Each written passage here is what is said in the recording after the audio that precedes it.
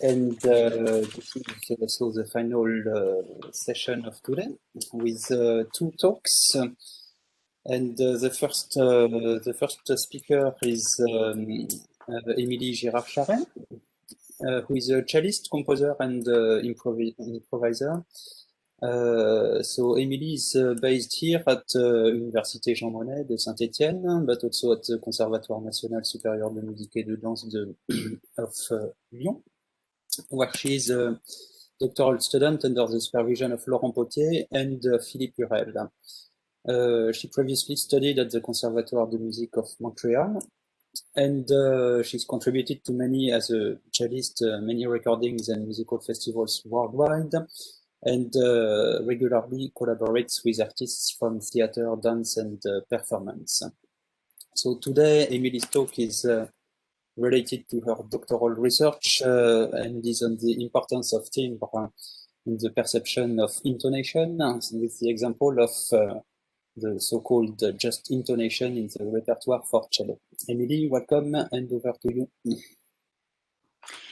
Thank you very much for this presentation, Frédéric. I'm really happy to be able to present here today, and I would like also to thank Laurent Potier for organizing and reorganizing 3 times this colloquium. So I'm really happy that in the end we were able to make it. So as Frédéric mentioned it earlier, today's presentation is about the importance of timbre in the perception of intonation in the context of just intonation in the repertoire for cello, which is my repertoire. This is closely linked to my doctoral studies that are research and practice oriented. That's how they call the program in Lyon. So it's really closely related to my practice as a cellist and as a composer. This research is about building, imagining an ergonomic approach to microtonal languages for the cello, which means I'm trying to find ways to make it possible for composers and performers, cellists in this case, some sort of to communicate better in order to have efficient ways to communicate microtonal languages without having to sacrifice anything regarding the complexity of the writing or the languages. The example of just intonation is especially interesting on that regard because it's a quite intuitive language. In this way, it relates to our ability as musical beings, whether are we performers, composers, or listeners, to feel intonation. And this is where timbre comes into play. The interesting thing about this language is that most of the time when we think of timbre, first thing that will come to our mind are more related to fixed music or sound synthesis or sound analysis or composition, even instrumental composition, but not often do we think of performance or performer. Well, this early afternoon presentation make me lie because obviously a lot of us are concerned about those topics, but still it's not the first thing that comes to our mind when we think of timbre. And this is why for me it's been especially interesting to approach these topics through this perspective. So when I'm talking about performance, I mean, how do we as performer, how do we take advantage of all this research that's been made towards timbre over the last century? So how does it inform our performance of the works that have been written thinking of those issues? And how does it inform our playing in general? How does all those article research that's been directed towards timbral analysis, how can it have an impact on the overall cello technique, for example? So today's presentation is going to be divided in 3 sections. First of all, what is just intonation? I don't aim here to do an extended presentation on just intonation. I'm just going to give the keys that will help us to be on the same page. I'm going to orient it towards what specifically interests me in this language in the frame of my research. I'm then going to give a brief overview of the specific notation that is used to describe this microtonal language. And then I'm going to finish by putting it into context of the repertoire for cello. How does timbre comes into play when it comes to performing just intonation repertoire? So first things first, what is just intonation? I'm going to quote Thomas Nicholson and Mark Sabat a few times during this presentation because they are some of the principal representatives of this music at the moment. They're based in Berlin. I would say that most of the activity around just intonation at the moment is centered around their crew, I would say their team in the UDK, Universität der Kunst. And they have done a great work into describing, explaining, communicating what this music is about. If any of you has specific interest into those musics, all the articles and documents I'm going to refer to are all available for free on plainsound.org, which is Mark Sabat's website, including this article, Fundamental Principles of Just Intonation and Microtonal Composition. So, just intonation describes a particular practice of playing in tune, namely of tuning musical intervals as small number frequencies ratios to evoke a distinctive periodic resonance. This harmonic fusion is perceived most clearly when hearing an aggregate of frequencies tuned according to an harmonic series. So the key concepts in this definition here are intervals as small number frequency ratios. So all the intonation difference, all the interval difference or melody difference in just intonation are calculated related to frequency ratios in the harmonic spectrum. So frequencies put into relation to each other regarding their rank in the harmonic spectrum. Second really important context is the idea of harmonic fusion and the perception, perceived. It's, as I mentioned it earlier, a language that is really intuitive and that relies a lot on the perception of composers, performers, and listeners. So, and the interesting thing about this group around Mark Sabat in Berlin that I referred to earlier is that most of them, which is quite unique for a group of composers nowadays, most of them are performers as well, and they perform each other's work. So there's a constant back and forth between playing, hearing, performing, composing, which is some sort of a continuum. And some of the research that have been made by Mark Sabat and Wolfgang von Schweidnitz that were really important for this music were made firstly in on the instrument, so on a practical level, and the whole theoretical background came afterwards. So how does that work? As I mentioned earlier, everything is based on partial relationships, but unlike spectral music, there's not necessarily, in fact, most of the time, there's no explicit link to a fundamental frequency. It's really a relationship between partials. For example, if I were to tune a perfect fifth, here I have this spectrum of the open D string of the cello. I would be in a ratio of 3:2.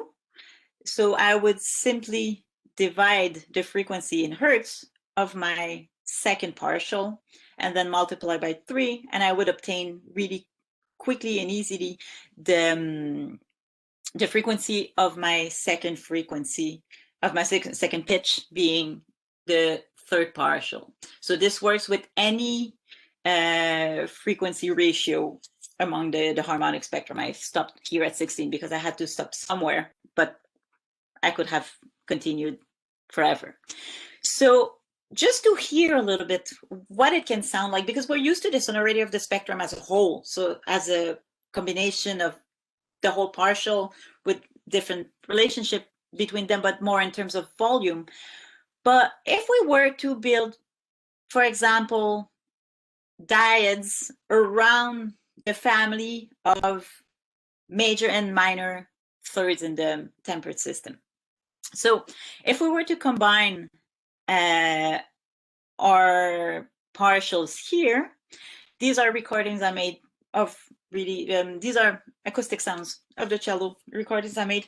So if I had my fourth and fifth partial, for example.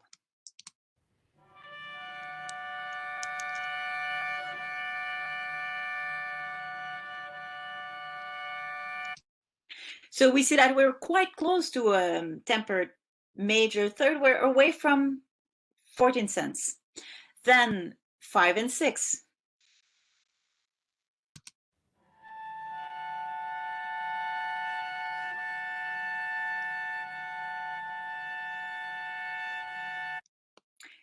Six and 7.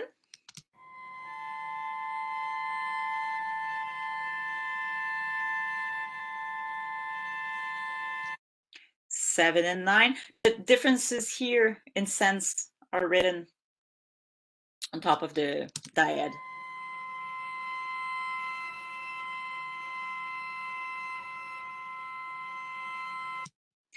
9 and 11.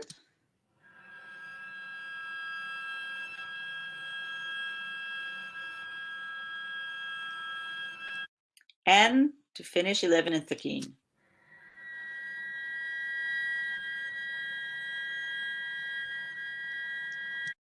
So obviously in this context, it is extremely clear, this idea of harmonic fusion that I was referring to earlier, just because it indeed is harmonic from the same spectrum recording, actually from harmonic sounds.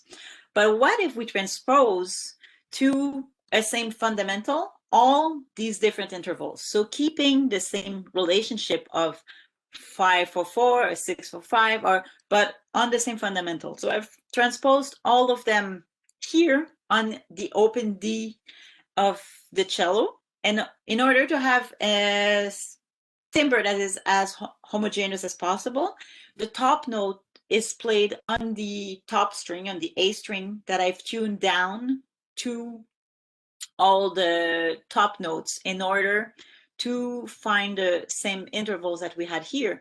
So as we can see, we have the same distance between two notes, but just transposed to the same fundamental. I'll go through them as well.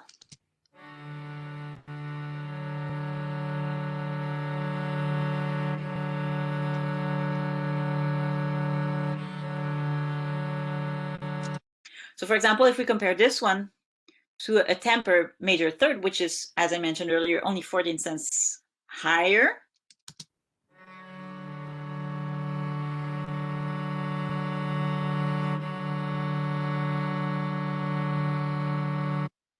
We feel immediately that it's much more rough, like we can almost touch the beatings.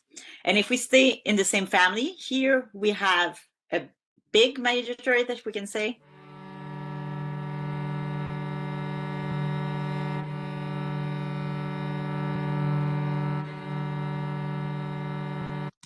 So immediately we can feel some sort of consonance range that is changing depending on the meeting of common partials between the two spectrums, but I'll come back to this afterwards.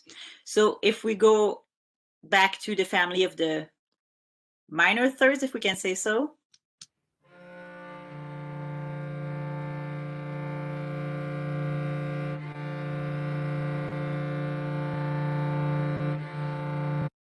So here we have 5 against 5/4/6. I've written down here in parentheses what would be the fundamental of the meaning of those two partials. Not that it's of any use because nobody hears B flat plus 14, but it was just interesting for me to figure out what would be the fundamental if there was one.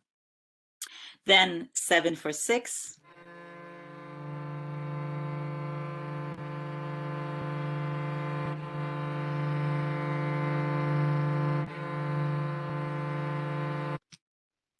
Then this one that is in between major and minor.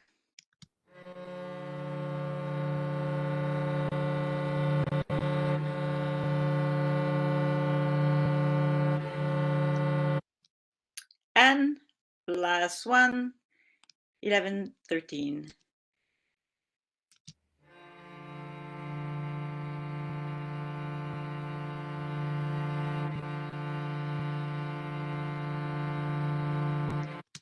So immediately we can feel that it's really a question of color, what makes the difference between those chords, but they all sound to some extent quite consonant. I'll go on with another excerpt from the same article I mentioned earlier. Here. As the interval between two fundamental frequencies approaches a simple ratio, some of their respective partials come into alignment. This highlights unisons between partial by slowing down or eliminating the sensation of beating, and thereby focuses the interval's characteristic sonority. So this is exactly what we felt when we compared the just intonation close to minor third intervals to the actual tempered minor third. We felt the beating quite strongly, and to understand that better or sort of highlight that even more, I made this chart where for each dyad, here we have the spectrum of the top note, so all the different F and F sharp altered, and inside the squares, the rectangles, sorry, here we have the partials that are in common with the spectrum of the open D string. And here I made a superimposition of the original dyad that we just heard with those partial that are into the rectangle. And immediately we can feel even stronger the fusion of every interval, which when we come back to tuning only the dyad helps us to know what to look for.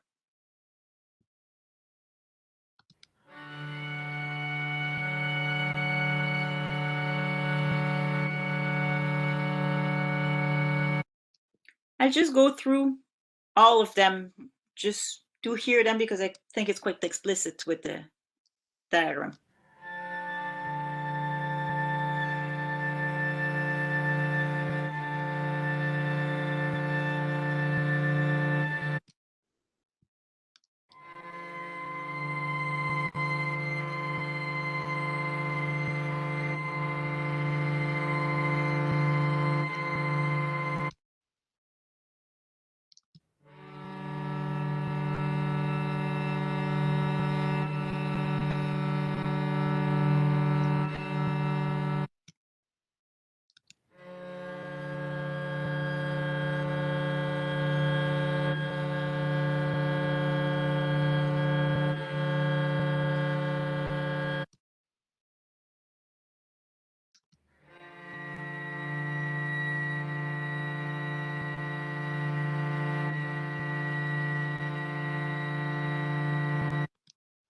So as we can see, the higher we go in the prime numbers ratio, the higher the number gets in the fraction, the highest the meeting point is in the spectrum, in the respective spectrum of both notes.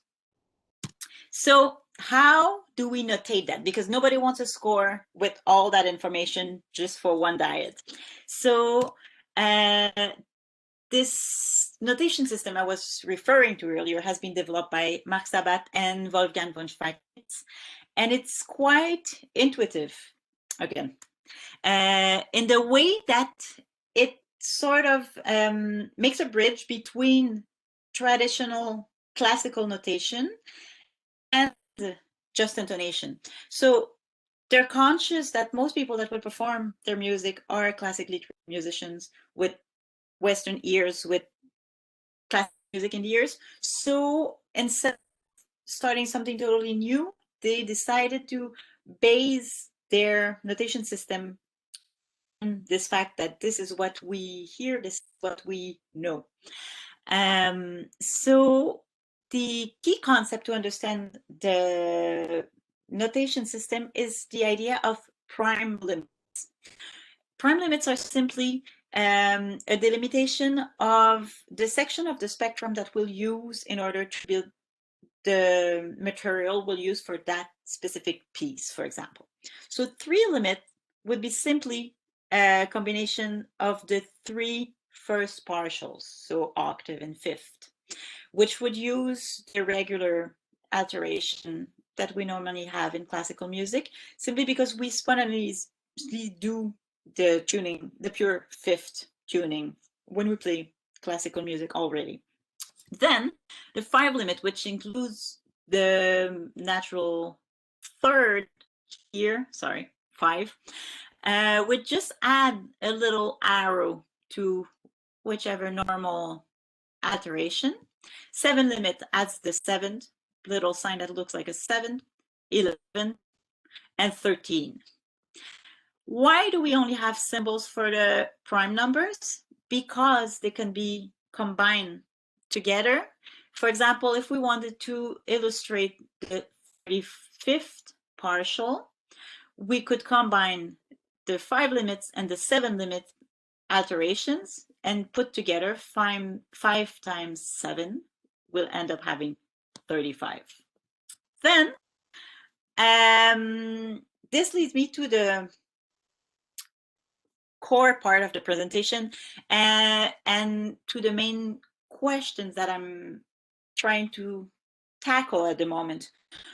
When it comes to performance, what is the impact of timbre? How do we approach timbre? What impact does it have on the technique, and what impact does it have on our interpretation? Well, first of all, on the technique, it's really interesting because it's quite holistic approach to music, because we get the technical answers from the research of the harmonic fusion. For example, for sure, we would play those repertoires without vibrato because we want a sound that is as pure as possible. So this is obvious, but then when it comes to subtle details, to bow speed, bow placement, bow pressure, and the balance between the different pitches, if we're playing a diet, if we're playing 3-4 strings at a time, to which string do we give more important role? Well, all those questions will get the answer aiming for the harmonic fusion. There is a sweet spot for every interval that makes it possible to speak at its fullest. Then when we're talking about interpretation, well, the same way we would analyze classical repertoire, romantic repertoire regarding chord progression, harmonic progression, and mainly the relationship between tension and release, we do the same with just intonation.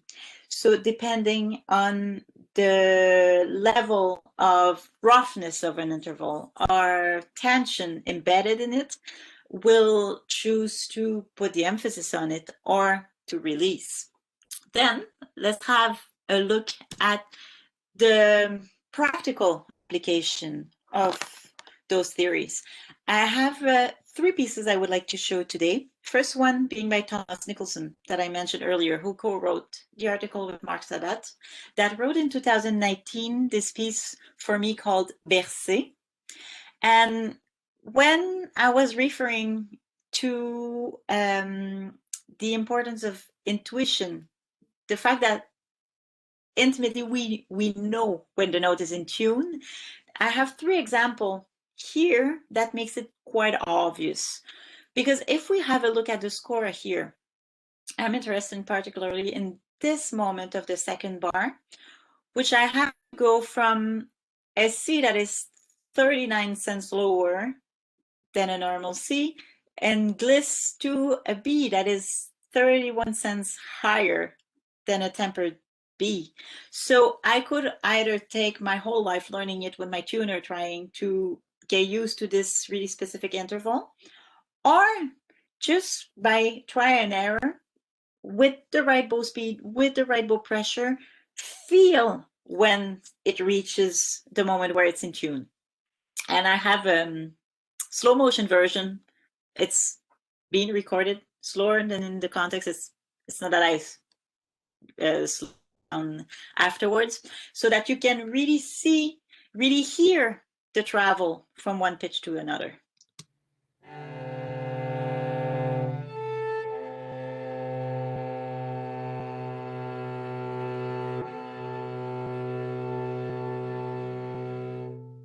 It's almost as we could see the partials aligning when we reach it. Same with this example.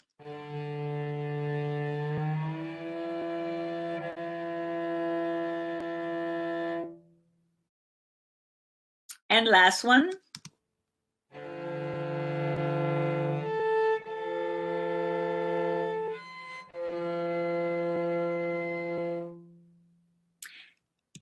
Then if we put into context those different intervals, as I was referring to earlier, when we have a sequence, when we have, for example, this seventh followed by this seventh that is slightly different, followed by this sixth, followed by there is something that is, again, quite intuitive in how to lead the phrase. This phrase, for example, going for more attention, higher in the prime limits, going down to something more consonant. There's something that is quite natural in this way we should guide this phrase.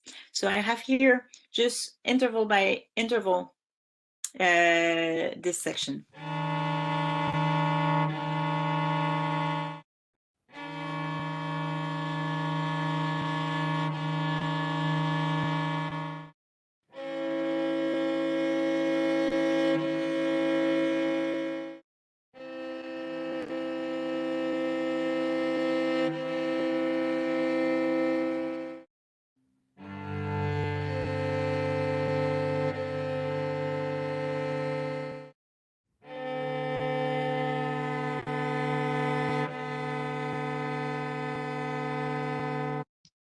So it's quite fascinating here to see how consonant and how open those sounds can feel when basically none of them is a tempered interval.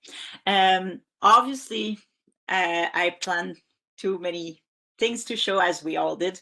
So here I have a recording of the whole piece, but it's available on the webpage of the conference if any of you is interested in hearing it in context. I'm then going to switch to another piece from 2019. I've premiered them together. This one by Frédéric Rasten, that is played with a Bach bogen, which is a bow that is really curved. It resembles a little bit the Baroque bows, but even more curved. It's made by Michael Bach, who's a bowmaker from Germany, and it allows the frog can move, and it allows to change the tension of the bow hair in order to play 3 or 4 notes at a time. So in this sequence, which is the end of the piece, every chord is different from the previous one by only 1 note. And when I was talking about micro orchestration earlier, or this sort of need to sort of think really carefully the balance between the voices in order for the fusion to happen, this is a good example. I'm just going to play it quickly here.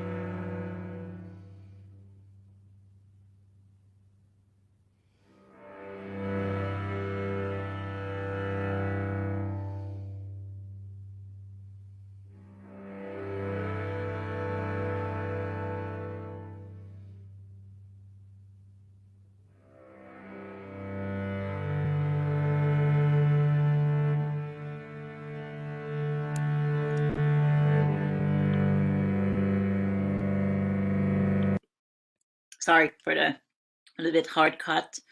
So going back here.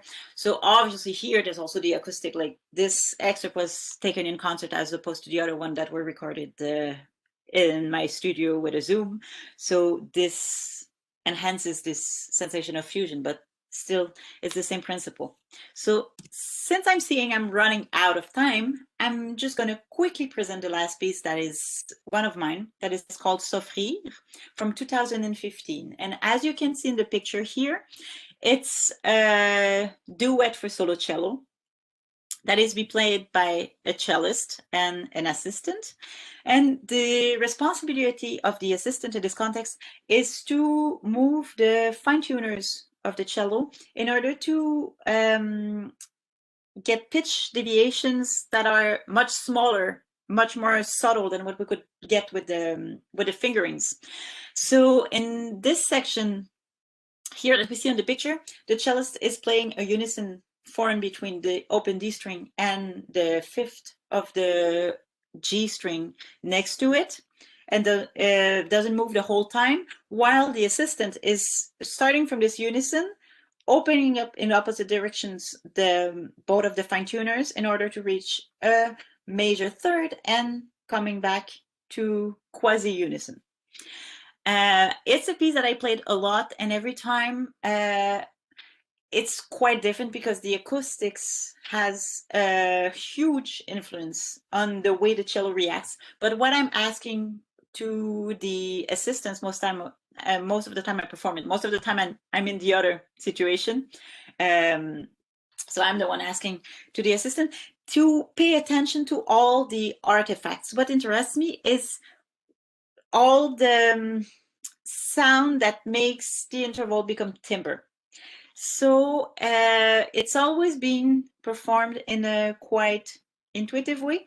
In fact, I wrote this piece way before I've been in contact with just intonation. So I was already interested by this relationship between pitch and timbre.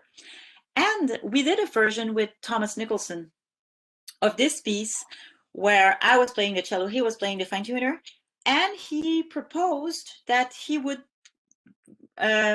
play a just intonation version of the pitch variation in this way, that he would insist on the intervals that correspond to just intonation intervals in the course of the glissando.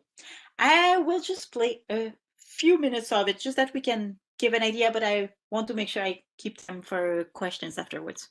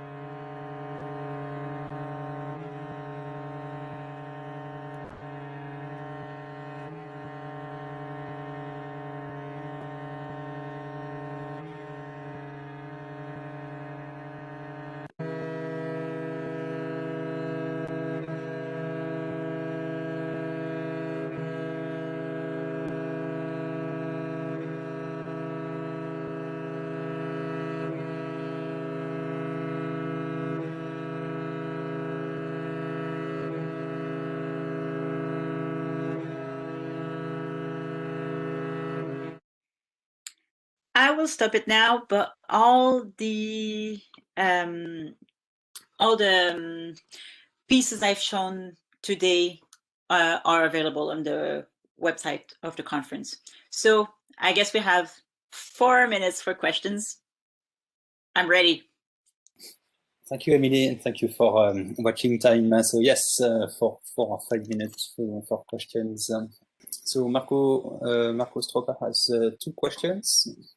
Yes, thank you very much. I keep the video off because my quality is not, internet quality is not great.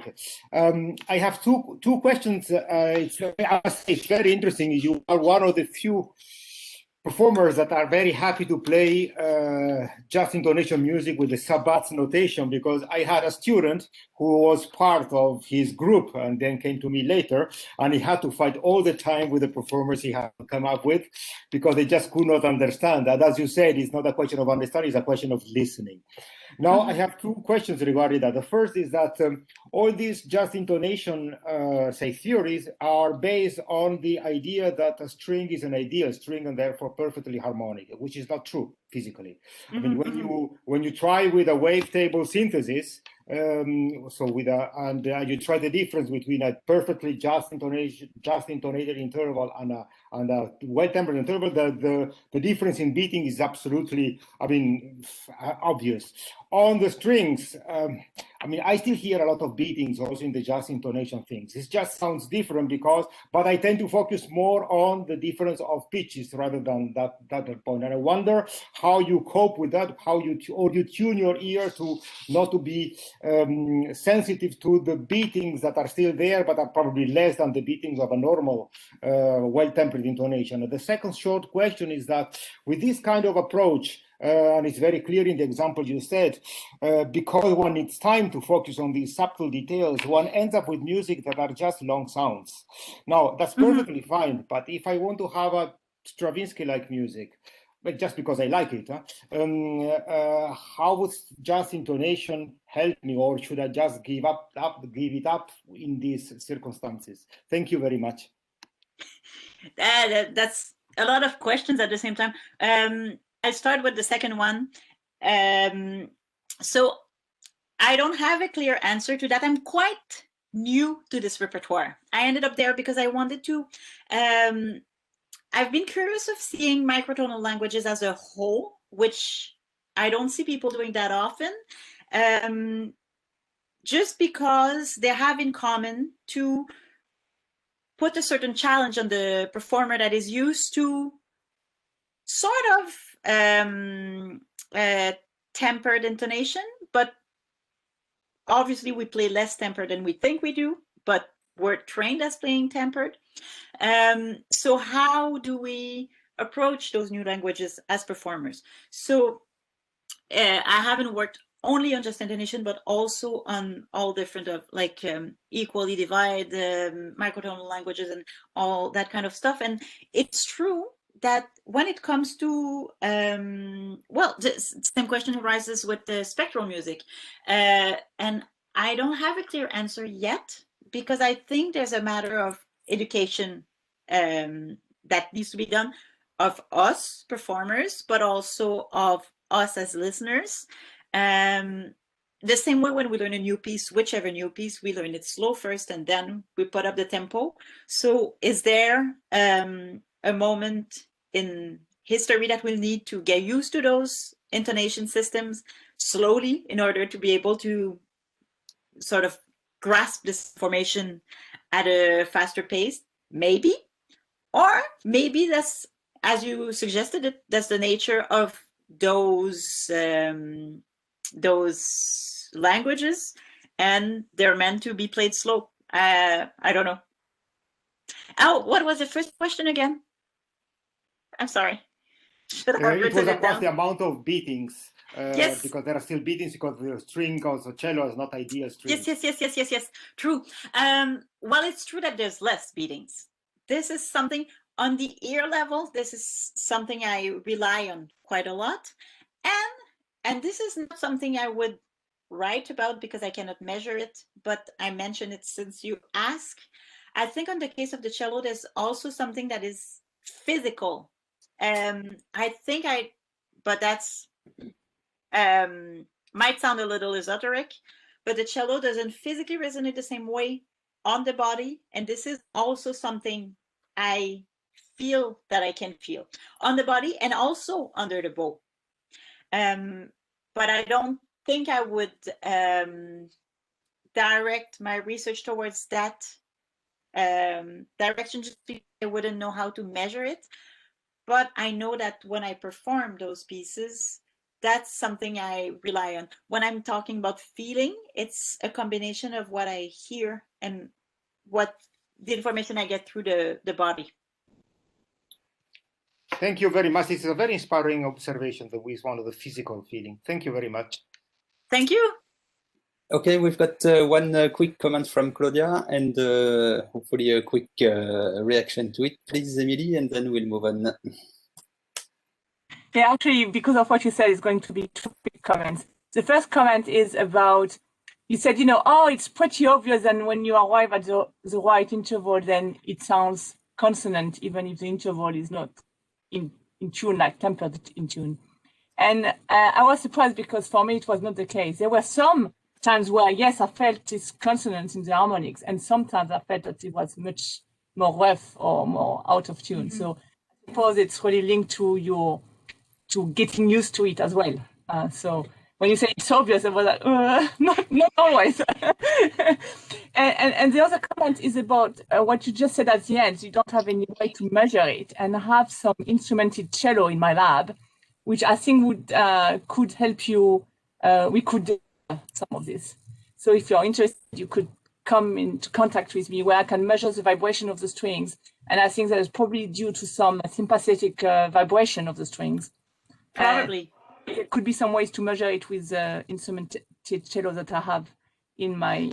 So the vibrations of the strings or the vibrations of the back under the. Well, it's linked, and so I think if you feel it under the bow, you probably feel it through the vibration of the strings. And I have some piezo sensors on the bridge under each string, and so we could possibly measure some of this. Okay. I would be really curious to hear more about it. So I'll be in contact with you. Thank you.